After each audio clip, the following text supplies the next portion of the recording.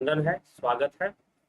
चलिए आज की चर्चा की ओर हम आगे बढ़ते हैं और आज का जो विषय है प्रणव मंथन, ध्यान की चाबी, श्वेतास्त्रोपनिषद, इस पर हम चर्चा करेंगे। तो प्रणव मंथन क्या है, ध्यान की चाबी क्या है, इस पर हम आज चर्चा करेंगे। लेकिन श्वेतास्त्रोपनिषद में पहले जो चर्चा चलती आ रही थी उस पर एक नजर डालते हैं। क्या क्या चर्चा हमने किया? हमने चर्चा किया ध्यान योग के ऊपर कि ऋषियों ने उस मूल कारण को ध्यान योग से जाना। स्टार्टिंग ही यहीं से है। श्वेतास्त्रोपनिषद का प्रारंभ ही इसी बात से है कि जो मूल कारण है उसको ध्यान योग से जाना। वास्तव में ध्यान योग के ही सारे रहस्यों को खोला गया है श्वेतास्त्रोपनिषद के अंतर्गत। आज भी एक बहुत बड़े रहस्य का उद्घाटन होने वाला है, बहुत बड़े रहस्य का उद्घाटन होने वाला है। तो सुने ध्यान से, एकाग्रता से और अंत तक सुने, तभी जाकर बातें समझ में आएंगी, जो बातें श्लोकों में लिखी गई हैं। तो नंबर 1 चीज कि ध्यान योग से मूल कारण को जानने की बात लिखी गई। उसके बाद विश्व चक्र की बात, ब्रह्म चक्र की बात, जीव नदी की बात कि जीव नदी क्या है। फिर उसके बाद ध्यान योग की बात कि आत्म स्थित ब्रह्म का ध्यान कैसे हो, आत्म स्थित ब्रह्म का ध्यान कैसे हो, ध्यान योग कैसे हो, इस पर चर्चा किया गया। अब ध्यान योग के और गहरे रहस्यों को खोलते हुए आज का विषय जो हमने लिया है प्रणव मंथन, या फिर इसको प्रणव मैथुन भी कहते हैं। प्रणव मंथन या प्रणव मैथुन क्यों ऐसा कहा जाता है, इसके पीछे कारण क्या है, थोड़ा गहरा रहस्य है। तो हम इसको आज समझने का करेंगे। और प्रणव क्या है इस पर भी चर्चा होगी। और फिर मंथन क्या है यहां पर, या प्रणव मैथुन क्या है, या फिर प्रणव ध्यान की चाबी है, ध्यान की चाबी। तो जो लोग ध्यान योग का कोर्स करते हैं उनको तो ये बात विशेष रूप से समझाई जाती है। यही बात जिस पर आज हम श्वेतास्त्रोपनिषद के अनुसार चर्चा करने वाले हैं। वो अभी नए लोगों के लिए या जिन्होंने अभी तक कोर्स नहीं किया है उनके लिए तो ये नई बात होगी जो आज मैं बताने जा रहा हूं। लेकिन जिन्होंने ध्यान योग का कोर्स कर लिया है उनके लिए ये नई बात नहीं होगी। हाँ, एक नए ढंग से बताया जाएगा, बस इतना ही है। लेकिन प्रणव ध्यान की चाबी है। प्रणव जो है वो ध्यान की चाबी है। यह कई बार लाइव सेशन में ध्यान योग, अतीन्द्रिय साधना पर, अतीन्द्रिय ध्यान योग पर जो लाइव सेशन होता है उसमें मैं कई बार बता चुका हूं। जिन लोगों ने लाइव कोर्स कंप्लीट कर लिया है, 11 जून और 29 जून वालों का तो कंप्लीट हो चुका है, आज से 20 जुलाई वालों का स्टार्ट हो गया है। ठीक है, तो उन लोगों को कई बार मैंने रिपीट कर कर बताया है कि प्रणव ही ध्यान की चाबी है। प्रणव से ही अंदर का द्वार खुलता है, प्रणव से ही इंद्रियां अंतर्मुखी होती हैं। ये चर्चा हो चुकी है। तो आज इस प्रणव मंथन, प्रणव एक प्रकार का मंथन है, एक प्रकार का मैथुन है, इस तरह की भी चर्चा यहां पर की गई है। तो थोड़ा सा समझने वाली बात है, थोड़ा सा आप उसको समझने का प्रयास करेंगे, किस प्रकार से बातों को लिखा गया है हम समझेंगे उसे। तो अब श्लोक क्या कहता है, 13वां श्लोक, वहां से हम लेंगे। वहनेर यथा योनि गतस्य मूर्तिर्न दृश्यते मूर्तिर्न दृश्यते नैव च लिंगनाशः सभूय एवंधन योनि गृह्यस्तद्वे भयम वै प्रणवेन देहे। कि जिस प्रकार योनि के मध्य जो अग्नि है, अग्नि का जो वास है वह दिखाई नहीं देती, वह नजर नहीं आती है।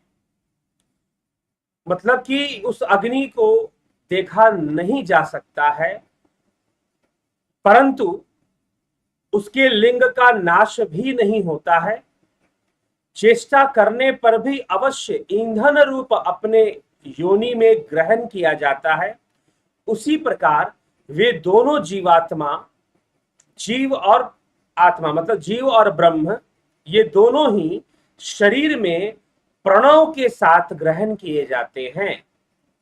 अब आपके अंदर एक प्रश्न है कि भाई वो कौन सी क्रिया है, वो कौन सी क्रिया है जिससे कि जीव और ब्रह्म का मिलन होगा? वो कौन सा प्रोसेस है, वो कौन सा टेक्निक है जो करने से जीव और ब्रह्म का मिलन होगा? ठीक है, तो यहां पर उदाहरण के रूप में लिया गया, इसको ऐसे समझना चाहिए, योनि शब्द का प्रयोग है यहां पर, वास्तव में योनि शब्द का प्रयोग योनि के लिए ही है, परंतु आप इसको ऐसे समझो थोड़ा सा। अब एक यहां पर एक विषय है, थोड़ा सा मैं बोल देता हूं इस विषय पर। यद्यपि भविष्य में एक हम कोर्स डिजाइन करेंगे यौन शिक्षा के ऊपर, तो यहां पर यौन शिक्षा के विषय को क्यों जोड़ा जा रहा है, उसके पीछे बहुत बड़ा कारण है।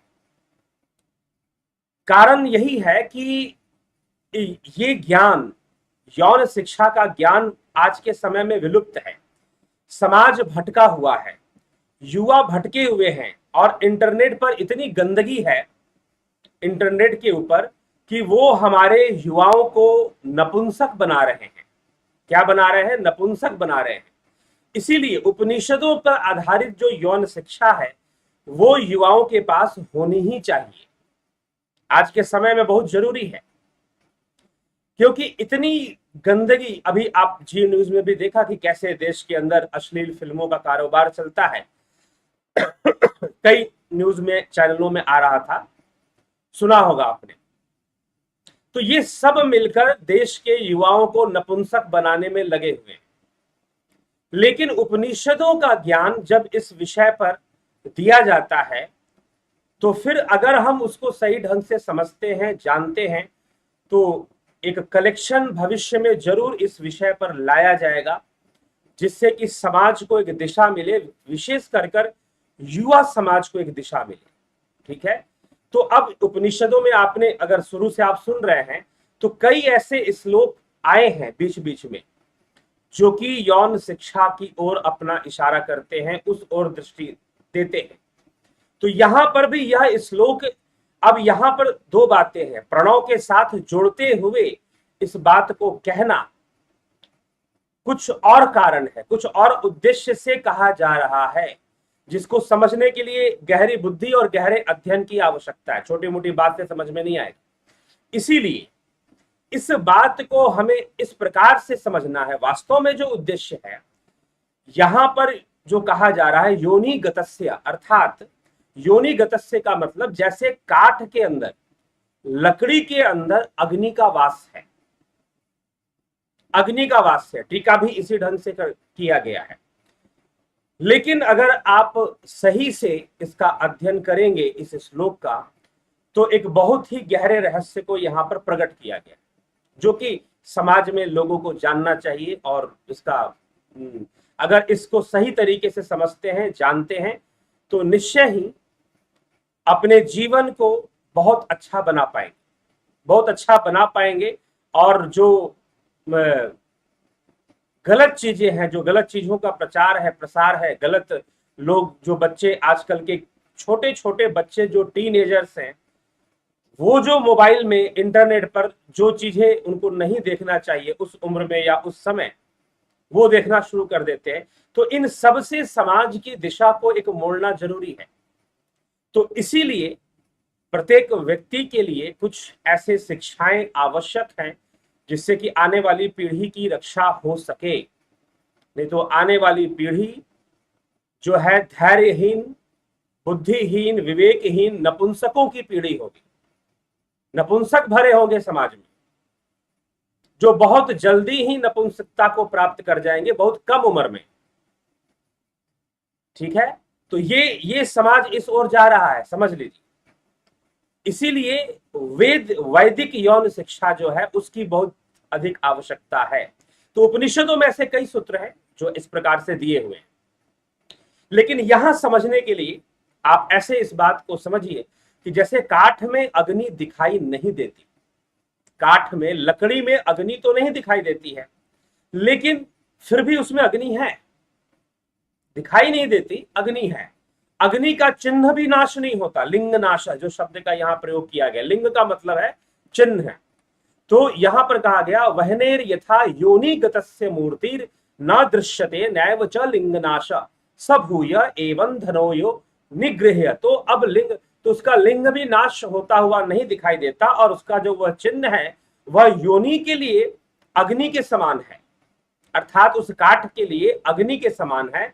और फिर काठ और अग्नि दोनों जब मिलते हैं तो एक दूसरे के प्रति समर्पित होते हैं, एक दूसरे के प्रति समर्पित होते हैं, और दोनों मिलकर परमानंद की उपलब्धि करते हैं। तो कुछ इस प्रकार से यहां पर फिर कहा जा रहा है कि वैसे ही जैसे काठ में अग्नि नजर नहीं आती, वैसे ही प्रत्येक जीव में आत्मा है। जो भगवान कृष्ण ने कहा अहमात्मा गुडाकेश सर्वभूताश स्थित, कि सभी भूतों में मैं आत्मा रूप में हूं। तो परमात्मा जो ब्रह्म है वो सबके भीतर है, प्रत्येक जीव में है, ठीक है। वह प्रत्येक जीव में आत्मा है, ब्रह्म है। लेकिन दोनों यद्यपि उसी के अंदर होते हुए भी कैसा जीवन जी कैसे है, जैसे कि अलग अलग हो, अलग अलग हो। लेकिन फिर एक समय आएगा जैसे काठ और अग्नि एक दूसरे के से मिलते हुए नजर आते हैं, मंथन करते हुए नजर आते हैं, और एक दूसरे और दोनों का ही उसमें आनंद है। वैसे ही जीव और ब्रह्म का मिलन होगा। कैसे मिलन होगा, जीव और ब्रह्म का मिलन कैसे होगा, तो वो बता रहे हैं, महर्षि लिखते हैं कि जीव और ब्रह्म का मिलन कैसे होगा। तो जीव और ब्रह्म का मिलन होगा वो भयम वै प्रणवेन देहे, प्रणव मंथन से, कि इस मनुष्य शरीर में जीव और ब्रह्म का जो मिलन होने वाला है, जैसे अग्नि और काठ जब मिलते हैं तो एक दूसरे के लिए जब तक दोनों खत्म नहीं हो जाते तब तक अग्नि प्रज्वलित होती रहती है, जलती रहती है, ठीक है। तो अग्नि का एक मंथन कार्य चलता है। तो यहां पर अग्नि को लिंग रूप में समझते हुए, काष्ठ को योनि रूप में समझते हुए भी लिखा गया है। तो एक मंथन चलता रहता है। अब जो है जीव और ब्रह्म मिलेंगे, उनका कैसे मिलन होगा जी, तो प्रणवेन, प्रणव के द्वारा ग्रहण किए जाते हैं जीव और ब्रह्म। जीव और ब्रह्म कैसे ग्रहण किए जाते हैं, प्रणव के द्वारा ग्रहण किए जाते हैं। अर्थात प्रणव वह क्रिया है, प्रणव वह साधन है, प्रणव वह अभ्यास है, जिसके द्वारा जीव और ब्रह्म का मिलन होता है, जीव ब्रह्म में लीन होता है, ठीक है। जीव ब्रह्म में लीन होता है। कैसे लीन होता है जीव ब्रह्म में, तो प्रणव के द्वारा। तो इसीलिए प्रणवेन देहे, कि देह के अंदर प्रणव के द्वारा, प्रणव अगर आप करते हैं, प्रणव साधना करते हैं आप प्रणव साधना अगर आप करते हैं तो फिर क्या होगा, जीव और ब्रह्म का मिलन होगा। अर्थात यह जो जीवत्व नष्ट होगा और ब्रह्मत्व प्रकट होगा, जीवत्व नष्ट होगा और ब्रह्मत्व प्रकट होगा। कैसे प्रकट होगा, प्रणव के द्वारा होगा, प्रणव के अभ्यास से होगा, प्रणव के अभ्यास से होगा। तो यहां पर इस तरह से इस बात को समझाया जा रहा है कि जैसे लकड़ी के अंदर अग्नि दिखाई नहीं देती परंतु होती है, वैसे ही जीव में ब्रह्म का वास है।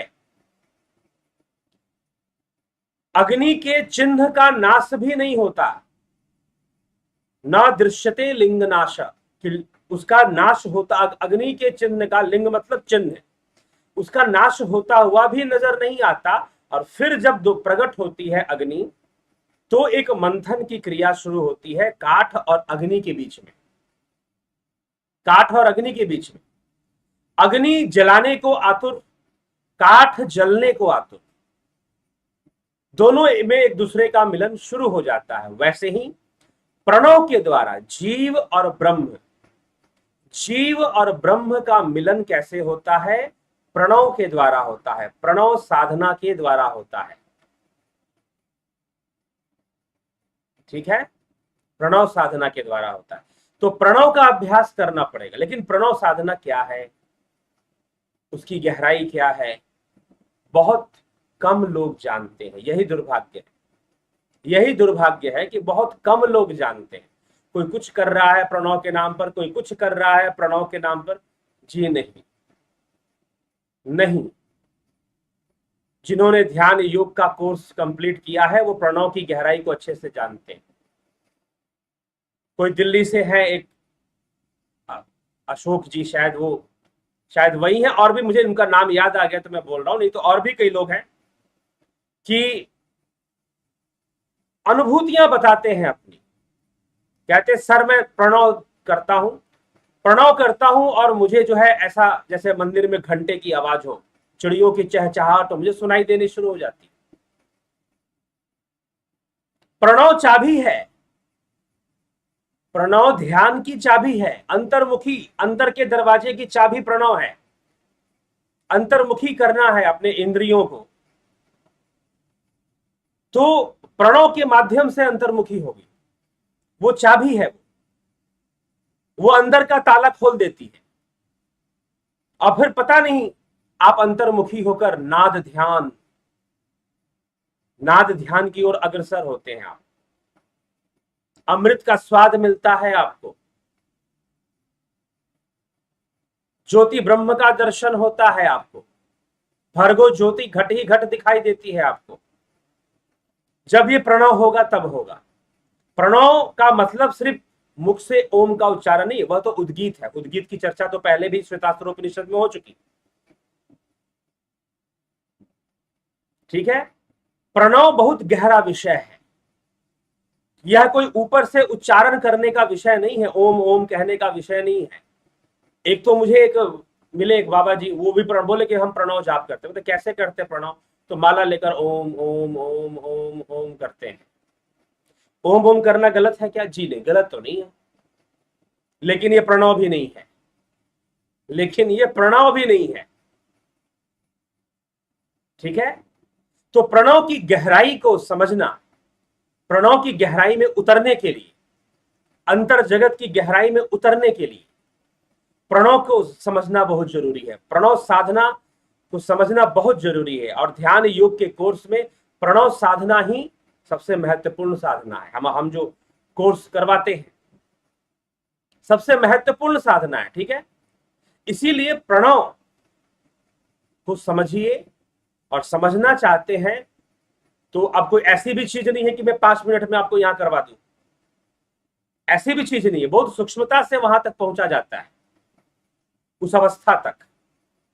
तो प्रणव साधन है उसका, प्रणव से ही पहुंचेंगे, लेकिन कैसे? ध्यान योग करेंगे, जानेंगे, तभी संभव है। ठीक है, तो ये यहां पर लिखा जा रहा है कि जैसे काठ और अग्नि एक दूसरे के भीतर मिल जाते हैं, ईंधन रूप में अग्नि काम करती है। योनि में, यहां पर योनि शब्द का प्रयोग है। ईंधन योनि ग्रह्य, अर्थात योनि में जो ग्रहण किया जाता है, उस प्रकार, उसी प्रकार जीव और ब्रह्म, उसी प्रकार जीव और ब्रह्म शरीर में ही प्रणव के द्वारा ग्रहण किए जाते हैं। जीव और ब्रह्म कैसे ग्रहण किए जाते हैं? प्रणव मंथन से। प्रणव मंथन से जीव और ब्रह्म ग्रहण किए जाते हैं। ठीक है जी, तो प्रणव का अभ्यास, जितने लोगों ने ध्यान योग का कोर्स किया है, प्रणव के अभ्यास को परिपक्व कीजिए। अभ्यास कर करके प्रणव का अभ्यास मजबूत कीजिए, परिपक्व कीजिए। उनके लिए मैं यही कहना चाहूंगा। और जिन्होंने ध्यान योग का कोर्स नहीं किया है, प्रणव के रहस्य को नहीं जानते हैं, कृपया वो जरूर ध्यान योग का कोर्स कर कर प्रणव के रहस्य को जाने, उसके अभ्यास करें। ठीक है, तो यह चीज जीव और ब्रह्म का कैसे मिलन होगा, इस बात को समझाने के लिए ये पूरी प्रक्रिया अपनाते हुए समझाई गई है कि वहनेरर्था योनिगतस्य मूर्ति न दृश्यते नैव च लिंगनाश सभूय एवं धन योनि ग्रह स्तद्वय भयम वै प्रणवेन देहे। जिस प्रकार योनि, यहां पर जिस प्रकार काठ में अग्नि होती है, वैसे ही यहां पर योनि को काठ का पर्यायवाची समझना चाहिए। ठीक, तो अग्नि होती है, वैसे ही जो है अग्नि का नाश उसमें नहीं हो सकता है, अग्नि उसके द्वारा ग्रहण की जाती है। इसलिए लिखा गया ईंधन योनि ग्रह, कि योनि में जिस प्रकार से ग्रहण किया जाता है उसी प्रकार से जीव और ब्रह्म शरीर में प्रणव के कारण, जैसे काठ और अग्नि, काठ के द्वारा अग्नि का जिस प्रकार ग्रहण होता है और फिर जिस प्रकार से अग्नि में काठ जो है अपने अस्तित्व को खत्म करता है, दोनों का मिलन होता है। लकड़ी जलने के लिए आतुर और अग्नि उसे जला देने के लिए आतुर है। तो दोनों का जिस प्रकार से मिलन हो रहा है, वैसे देह के भीतर जीव और ब्रह्म रहते हैं। और इन जीव और ब्रह्म एक रहते हुए भी एक साथ नहीं है। जैसे काठ में अग्नि व्याप्त है, काठ में अग्नि तो व्याप्त है लेकिन बाहर से दिखाई नहीं देती, वैसे ही जीव में ब्रह्म तो व्याप्त है लेकिन नजर नहीं आता। परंतु प्रणव से वो कौन सा तरीका है कि जिससे कि ब्रह्म और जीव दोनों एक हो जाए, दोनों का भेद खत्म हो जाए, वो कौन सा प्रोसेस है? तो वो कहते हैं प्रणवेन। प्रणवेन, प्रणव मंथन से, बिना प्रणव मंथन के ऐसा कुछ होने वाला नहीं है। तो ये प्रणव का महत्व यहां बताया गया कि जीव और ब्रह्म को ऐसे जीव ब्रह्मत्व को प्राप्त हो जाता है, जीव ब्रह्म हो जाता है। कैसे ब्रह्म हो जाता है? तो प्रणव साधना से, प्रणव के द्वारा। तो प्रणव के ध्यान योग में प्रणव का जो महत्व है उसको यहां स्पष्ट किया गया है। तो जिन लोगों ने ध्यान योग का कोर्स किया है, अब वो भली भांति समझ पा रहे होंगे कि जो ध्यान योग का कोर्स आपको करवाया गया है वह पूरी तरह से शास्त्र सम्मत प्रक्रिया है। वह पूरी तरह से शास्त्र सम्मत प्रक्रिया है, शास्त्र सम्मत प्रोसेस है। ठीक है, तो ये चीज है अपने। अब आगे लिखा जा रहा है, स्वदेह मरणिम कृत्वा प्रणवम चोतरारणिम ध्यान निर्मथानाभ्यसाद देवम पश्ये निगूढ़वत्। अपने शरीर को स्वदेहम, अरणि नीचे की अरणि और प्रणव को ऊपर की अरणि बनाकर ध्यान के द्वारा निरंतर मंथन करना चाहिए। निर्मथनाभ्यासात, मथन, मथन करने की बात यहां पर लिखा जा रहा है। ठीक है, ध्यान अर्थात अपने शरीर को दो भाग में बांटना है, एक नीचे का शरीर, एक ऊपर का शरीर। नीचे का शरीर का सहारा लेते हुए अर्थात बैठकर, जब हम बैठ जाते हैं तो नीचे के शरीर का हम सहारा ले लेते हैं।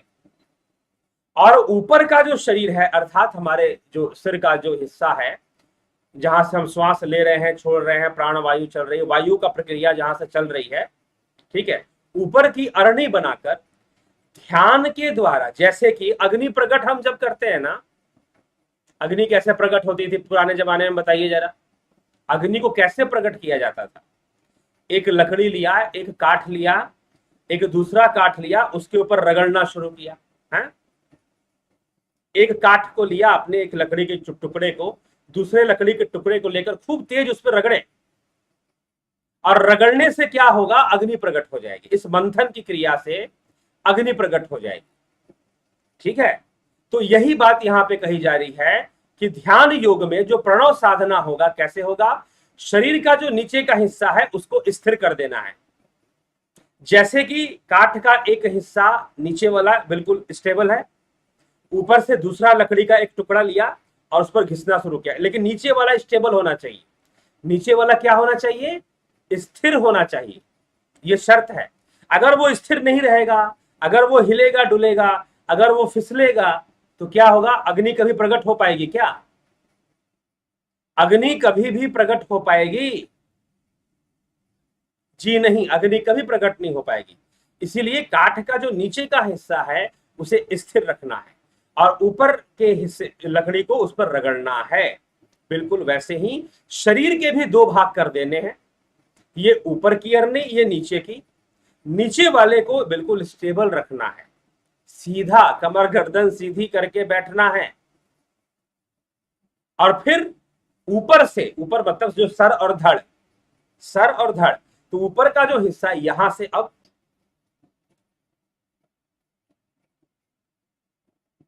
ठीक है। तो यह बहुत गहरे विषय है। तो इन गहरे विषयों को समझना है। तो एक काठ जो स्थिर और दूसरा काठ रगड़ने के लिए ऊपर हम लेते हैं अग्नि पैदा करने के लिए, वैसे ही नीचे के शरीर को स्थिर रखना है, कमर गर्दन सीधी रखनी है, स्थिर होकर बैठना है ध्यान में। और ऊपर के शरीर से, ऊपर के सर से क्या है, ऊपर के सर से प्रणव साधना करना बहुत आवश्यक है। प्रणव साधना फिर शुरू कर देना है। सब कुछ बंद रहेगा लेकिन ऊपर वाला अपना काम करेगा, श्वास श्वास में गति रहेगी, प्रणव की गति रहेगी। कैसे रहेगी, क्या क्या प्रोसेस है, वो एक अलग विषय है, वो ध्यान योग का गुण विषय है, वो ध्यान योग का गुण विषय है फिर, ठीक है। तो ये हमें समझने की आवश्यकता है। तो प्रणव के रहस्य को इस प्रकार इस दो श्लोकों के अंदर बताया गया है। तो अपने शरीर को नीचे की अरनी समझे और ऊपर की अरनी को बनाकर जो है ध्यान के द्वारा निरंतर मंथन करते रहने से, निरंतर मंथन, निर्मथनाभ्यासात, ये नहीं कह रहा है कि एक बार कर लोगे तो हो जाएगा, अभ्यास करना पड़ेगा, अभ्यास करना पड़ेगा। किसका अभ्यास? प्रणव मंथन का अभ्यास करना पड़ेगा, ठीक है। निर्मथनाभ्यासात, निर्मथनाभ्यासात अर्थात निरंतर इस प्रणव मथन का अभ्यास करते रहने से छिपी हुई अग्नि, छिपी हुई अग्नि, निगूढ़वत छिपी हुई अग्नि जो हृदय में स्थित है, वह ब्रह्म अग्नि, उनका साक्षात्कार होगा। क्या होगा? उनका साक्षात्कार होगा। त्रिनेत्र खुलेगा प्रणव से, नाद सुनाई देगा प्रणव से। प्रणव करने से, प्रणव मंथन करने से त्रिनेत्र खुलेगा, भर्गो ज्योति का दर्शन यहां पर होगा। प्रणव करने से नाद सुनाई देगा, प्रणव करने से घट ही अमृत प्राप्त हो जाएगा। प्रणव करने से, प्रणव मथन करने से। इसलिए प्रणव साधना का कितना इंपॉर्टेंस है, प्रणव साधना का कितना महत्व है, ठीक है। तो इसीलिए अगर इस मनुष्य जीवन को प्राप्त कर लेने के बाद अगर यह ध्यान योग नहीं किया, अगर प्रणव ध्यान, प्रणव साधना नहीं किया, तो सब जीवन तो व्यर्थ ही जा रहा है ना फिर। मनुष्य जीवन, अरे भाई खाना पीना सो जाना सब काम है पशु समाना जी, आहार निद्रा भय मैथुनम च सामान्य में पशु भी न रमान। ये तो सारे जीव कर लेते हैं, भोजन कर लेना, आहार निद्रा भय मैथुन, संतान की उत्पत्ति कर लेना, सो लेना, भयभीत हो जाना, भोजन कर लेना। कौन नहीं कर रहा बताओ? पेड़ पौधे भी कर रहे हैं ये सब काम तो। लेकिन जो ध्यान योग है, योग से ही तुम मनुष्य बनते हो। जब तुम योग करते हो तो तुम्हारी मनुष्यता प्रमाणित होती है। बाकी तो करने के लिए अब आदमी लगा ही हुआ है, और जब योग करोगे तो बाकी करना भी सीखोगे। भोजन करना चाहिए लेकिन पशु के समान नहीं, विवेक से ग्रहण करना पड़ता है भोजन को, हर चीज को विवेक से ग्रहण। आहार निद्रा भय मैथुन, इन चारों का ग्रहण विवेक के द्वारा अगर होगा तो ये चीजें आपको नुकसान नहीं पहुंचाएंगी। अन्यथा फिर पशु की भांति पाश में बंधे रहोगे, बंधन में रहोगे। और प्रणव वो छुरी है जो सारे जंजीरों को काट सकती है। जब बहुत उलझन में रस्सियां उलझ जाती हैं, धागे उलझ जाते हैं, तो हम सुलझाने में समय बर्बाद नहीं करते। कैंची लेते हैं, ब्लेड लेते हैं, धागों को काट कर एक दो धागे काट कर बाकी सब निकाल लेते हैं। ठीक है, वैसे ही प्रणव वह छुरी है, प्रणव वह कैंची है जो जन्मों जन्मों से वृत्तियों के जो पाश हैं, आहार निद्रा भय मैथुन, इन वृत्तियों के जो पाश हैं, जिन्होंने जीव को बांध के रखा हुआ है, उन पाशों को काटने में प्रणव ही कैंची है, प्रणव ही छुरी है। ठीक है, तो प्रणव साधना बहुत सुंदर उदाहरण से के पहले तो लकड़ी अग्नि को योनि के रूप में लेते हुए समझाया गया है। ठीक है, पहले उसको योनि के रूप में लेते हुए समझाया गया है कि इस प्रकार से जब प्रणव साधना होगा, जीव और ब्रह्म का मिलन होगा, प्रणव से होगा। अब प्रणव कैसे होगा? जैसे कि अग्नि पैदा करने के लिए काठ से, लकड़ी से अगर अग्नि पैदा करनी है तो आप कैसे करते हो? एक काठ को नीचे रखोगे, उसको स्थिर करोगे, बिल्कुल उसको हिलने डुलने नहीं देना है। दूसरे काठ को लेंगे, दूसरा टुकड़ा लेंगे, उस पर घिसेंगे, उस पर खूब रगड़ेंगे, और जब उस पर रगड़ेंगे तो अग्नि प्रकट होगी। क्या प्रकट होगा? अग्नि प्रकट होगी। और जब अग्नि प्रकट होगी उस पर, तो इसी प्रकार से प्रणव साधना का अभ्यास करना पड़ेगा शरीर को। अब शरीर को दो भागों में बांट देना है।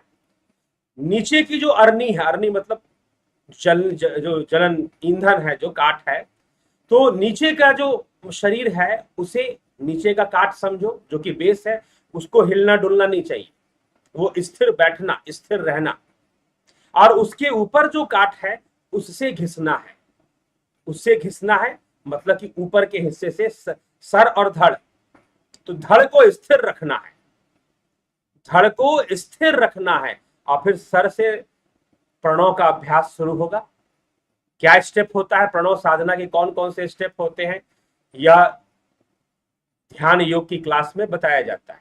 ठीक है, तो ये दो प्रणव मंथन के ऊपर यह दो श्लोक हैं। आगे और भी गहरे रहस्यों को ये उपनिषद प्रकट करने वाला है।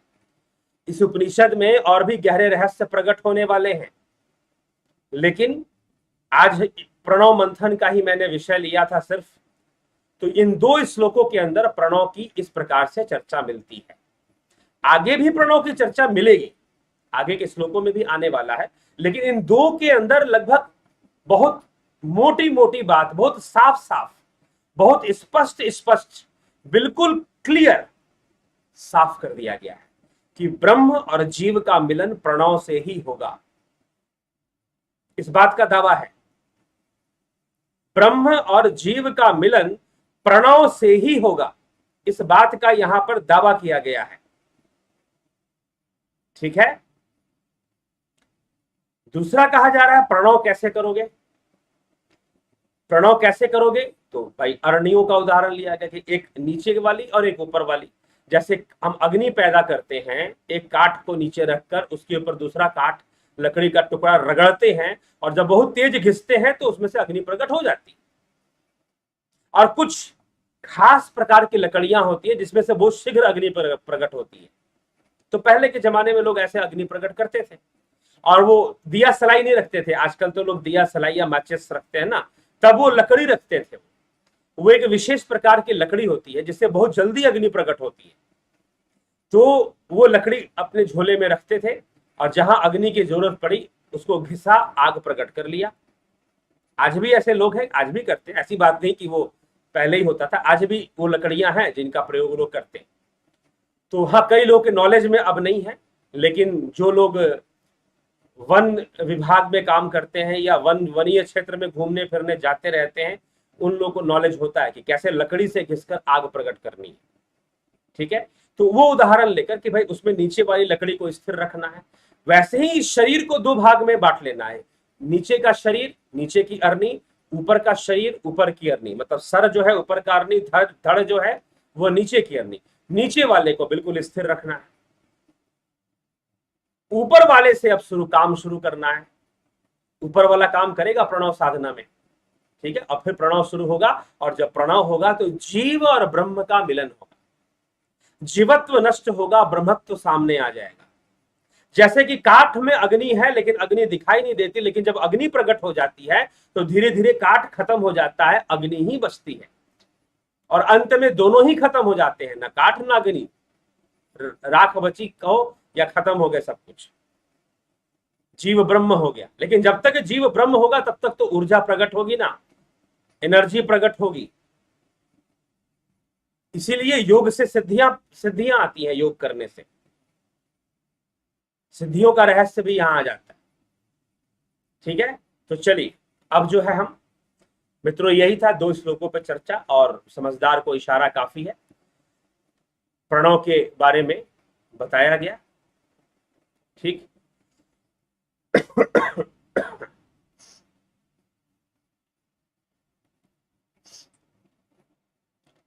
तो चलिए इस पर हम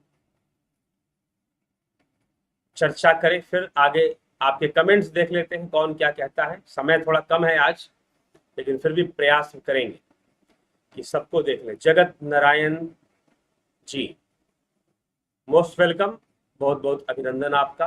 विक्रम सिंह जी, जगत नारायण जी, मित्रों मन के मते न चालिए, मन के मते अनेक, जो मन पर अवसा नहीं थे कोई साधु एक। चलो जी ठीक है। बलदाऊ नाथ योगी जी, ब्रह्मपाल कुमार जी, कन्हाई कुमार जी, विश्व यात्री जी, चितरंजन बरुआ जी, नमो भगवते वासुदेव, राम निवास मीना जी, विपिन कुमार जी, स्मृति रस्तोगी जी, स्मृति रस्तोगी जी, कृपया आप व्हाट्सएप पर संपर्क कीजिए। ठीक है, आपने जो कोर्स ज्वाइन किया है उसके संदर्भ में बात करने के लिए आप व्हाट्सएप पर संपर्क कीजिए। ठीक, जय केवट, विपिन कुमार जी, स्मिता सावंत जी, जयंती भाई पटेल जी, पिंटू वासवा जी, अनिल कुमार जी, रोमेश चोपड़ा जी, रचना जी, राजू पाल जी, वीना जी, नमन आपको, ज्ञावली जी, अर्जन चौहान जी, ललित गर्ग जी, रूपलाल विश्वकर्मा जी, रजनीश बर्फानी जी, कमलेश उपाध्याय, अशोक गोयल, परशुराम पौडेल जी, भूप सिंह खीचर, ज्योति दत्ता जी, ओम नमः शिवाय। हमारा कर्तव्य ही ध्यान और धर्म है, प्रेम ही ईश्वर है, सेवा ही पूजा है, ध्यान और सत्य ही भक्ति है। भीम सिंह मीना जी, विश्वनाथ सिंह जी, नमन जी, पवन कुमार जी, आपने बिना गुरु के इतना जान लिया। चलिए जी ठीक है, आपको पता चल गया सब कुछ, बिना बताए पता चल गया, कमाल है। बिटवीन द लाइन, बहुत ग्रहम बात है, ध्यान की परम एंड चरम सीमा की बात है। अगर ये हो गया तो संसार को कृष्ण मिल जाएगा। कई जन्म लग जाते हैं, करना तो अभी से पड़ेगा ना कि कई जन्म लग जाते हैं, इस बात को छोड़ दिया जाए। बताइए, एक नई बीमारी लोगों को लगी हुई है ये बताने की कि अरे कई जन्म लग जाते हैं, इतनी साधना इतनी तपस्या करनी पड़ती है। अरे भाई शुरुआत तो करो, चलना शुरू करोगे तभी तो पहुंचोगे। हाँ, अगर इस जन्म में नहीं करोगे तो और पता नहीं कई जन्म लग जाएंगे। अगर इस जन्म में शुरू कर दिया तो कम से कम एक जन्म तो निकल गया। तो कई जन्म लग जाएंगे, कई जन्म लग जाएंगे, ऐसा कहने से नहीं होगा। शुरू तो करो, शुरू तो करो, कम से कम एक जन्म माइनस तो करो। ध्यान योग शुरू करके एक जन्म माइनस तो करो, और कम से कम कहां मोक्ष मिलेगा वो छोड़ दो। अपना जो जीवन है उसमें परिवर्तन लाओ, अपनी साइकोलॉजी में परिवर्तन लाओ, अपनी सोच में परिवर्तन लाओ। ठीक है, तो जब तक साइकोलॉजी में परिवर्तन नहीं, सोच में परिवर्तन नहीं, समझ में परिवर्तन नहीं, तब तक तो क्या लाभ। मोक्ष तो बहुत दूर की चीज है। जीवन पहले सुधरे, कर्म पहले सुधरे, और ध्यान योग से हमारे कर्म सुधरते हैं, विवेक जागृत होता है, जीवन बेहतर होता है। तो इसीलिए कई जन्म लग जाते हैं, तो इसका मतलब क्या सिर्फ बोलते रहेंगे कई जन्म लग जाते हैं, या काम करना शुरू करेंगे। जब पता ही है कि कई जन्म लग जाते हैं तो शुरुआत कीजिए, फिर शुरू हो जाइए। ठीक, अशोक कुमार जी अभिनंदन। इसीलिए ये मत सोचिए कि कई जन्म लग जाएंगे, कई जन्म लगे। अरे आज शुरू करो, हो सकता है कि इसी जन्म में हो जाए।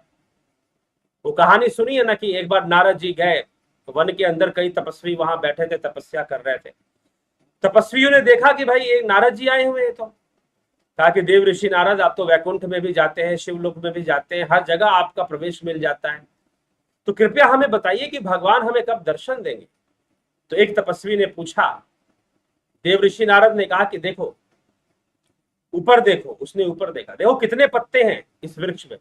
कहा कि असंख्य हैं, पत्ते तो मैं गिन भी नहीं सकता, इतने पत्ते, इतना बड़ा वृक्ष है। ताकि इसमें जितने पत्ते हैं उतने वर्ष तुम्हें और साधना करनी पड़ेगी, तब जाकर तुम्हें भगवान के, शायद भगवान तुम्हें मिल जाए, शायद मिल जाए। अब वो उदास हो गया, निराश हो गया। एक और था, उससे कहा कि भाई, उसने भी वही प्रश्न किया। उसने कहा कि देखो ऊपर इतने पत्ते हैं और इतनी, जितने पत्ते हैं उतनी साधना उतने वर्षों तक करनी पड़ेगी और तुम्हें भगवान मिल जाएंगे। जैसे ही ये बात कही वो नाचने लगा। कम से कम निश्चित तो हुआ कि मिल जाएंगे, ठीक है। तो इसीलिए, और हो सकता है इसी, और कहते कि कथा आती है कि भगवान उसके, वो नाचने लगा, गाने लगा तो भगवान प्रकट हो गए। तो हो सकता है कि एक ही जन्म में सब कुछ हो जाए।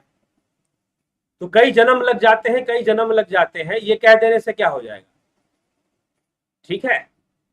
तो इसीलिए शुरुआत करनी पड़ेगी, और जब शुरुआत होगी तो हो सकता है इसी जन्म में सब कुछ हो जाए, ठीक। अशोक कुमार जी, स्मृति रस्तोगी, ध्यान योग का अभ्यास कब शुरू होगा? जुपिटर ज्वाइन किया है, कृपया प्रोग्राम के बारे में बताएं।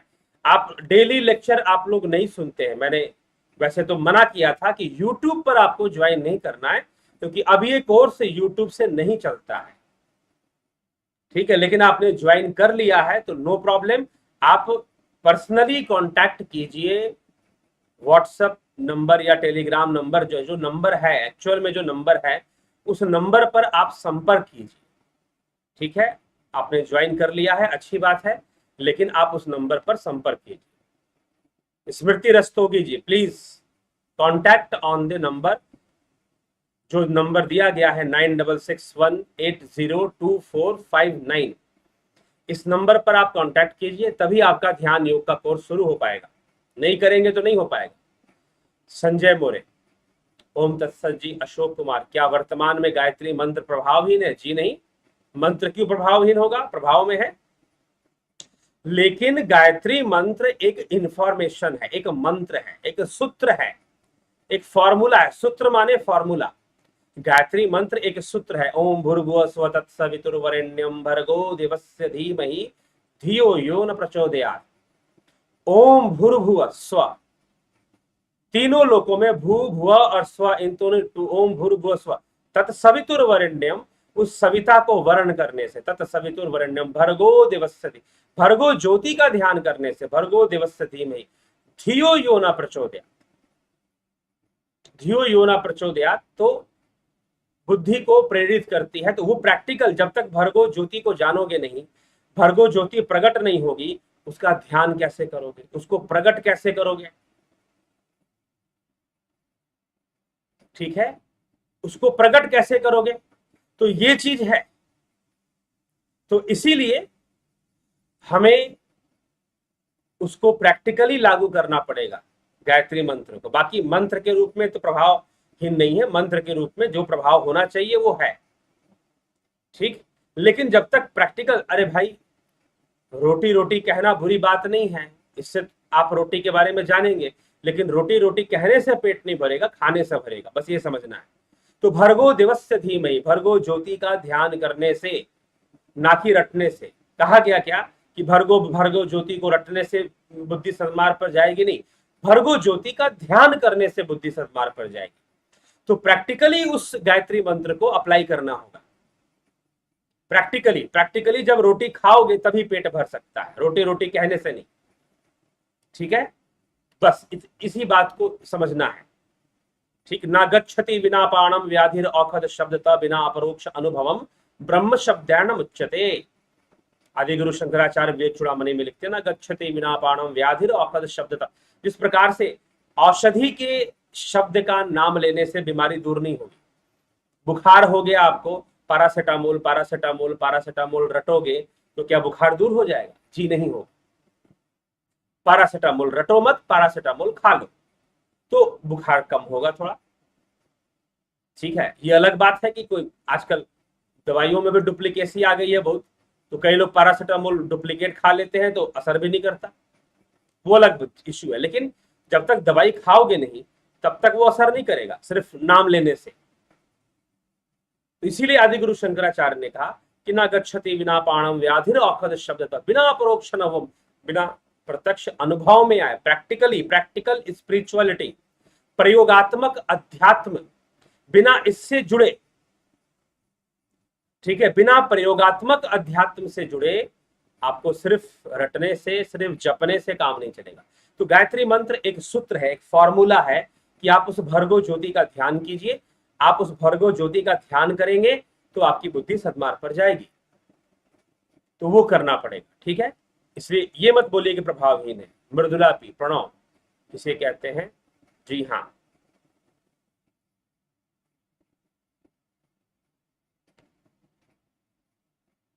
तो प्रणव पर ही चर्चा हुई है आज।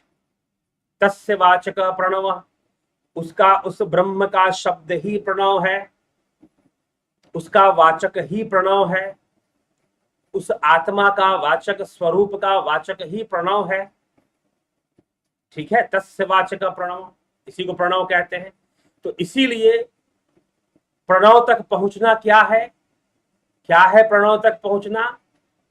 क्या ओंकार प्रणव है? जी हाँ, प्रणव तो है ओंकार, लेकिन बोलने में नहीं और लिखने में नहीं। हम जो मुंह से ओंकार बोल देते हैं यह प्रणव नहीं है, या ओम हम लंबा करते हैं, यह भी प्रणव नहीं है। प्रणव तो अव्यक्त अवस्था है, प्रणव तो अजपा जाप है। क्या मन में जाप करना? कई बार लोग मन में जाप करते हैं, उसको अजपा बोलते हैं। वो अजपा कैसे? जाप तो हो रहा है ना, भले मन में हो रहा है, जीभ से नहीं हो रहा, मुंह से नहीं हो रहा, लेकिन जाप तो हो रहा है। तो जहां जाप हो रहा है वो अजपा तो हो नहीं सकता। तो कुछ लोग सोचते हैं कि मन में राम राम बोलेंगे तो अजपा जाप हो गया। जी नहीं, जाप तो आप कर ही रहे हो। अजपा, प्रणव अजपा है, अव्यक्त है, ठीक ना।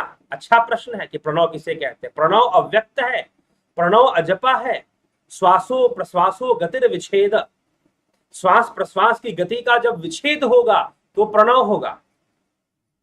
श्वास प्रश्वास की गति का जब विच्छेद होगा तो प्रणव होगा, ठीक है। इसीलिए बोलता हूं प्रणव कोई मुख से ओंकार कहना प्रणव नहीं है, मुख से मात्र ओंकार कह देना प्रणव नहीं है। तो ये चीज है। बलवंत सिंह गोहिल, ओम तत्सत। प्रणव का अर्थ कृपया बताए। बता दिया जी प्रणव का, ठीक है। अभी अभी बोले अजीत कुमार झा, 24 आवर ब्लेस्ड कैसे रहें, ध्यान में कैसे रहें? प्रणाम। 24 आवर चलित ध्यान से रहेंगे, चलित ध्यान से। अब ये थोड़ी सी गहरी, अगर मेरे अनुसार जानना चाहते हैं तो थोड़ी सी गहरी बात हो गई कि 24 आवर कैसे रहें। चलित साधना का अभ्यास कीजिए। चलित साधना का अभ्यास करवाया जाता है, ध्यान योग के कोर्स में भी करवाया जाता है, ठीक है, कि हमेशा ध्यान की अवस्था में कैसे बने रहें। प्रणव का स्वरूप क्या है? बता दिया प्रणव का स्वरूप क्या है। अजपा है, अव्यक्त है, ठीक है, प्रणव का स्वरूप। प्रणव ही ओम है। चलो जी, ओम तो है, निश्चय ही ओम है प्रणव, लेकिन ओम भी क्या है फिर? ध्यान के द्वारा चित्तवृत्तियों का निरोध किया जाता है, जबकि ध्यान में भी एक चित्तवृत्ति ही है, बिल्कुल, लेकिन समाधि में चित्तवृत्ति नहीं होती।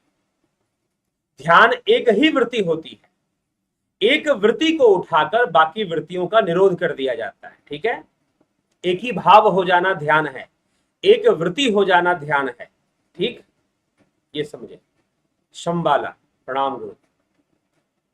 भिखू खुचड़िया जी, बहुत बहुत अभिनंदन, सबका बहुत बहुत अभिनंदन। कृपया स्मृति रस्तोगी, दोबारा बोल रहा हूं मैं, स्मृति रस्तोगी जी, आप व्यक्तिगत रूप से व्हाट्सएप नंबर पर संपर्क कीजिए।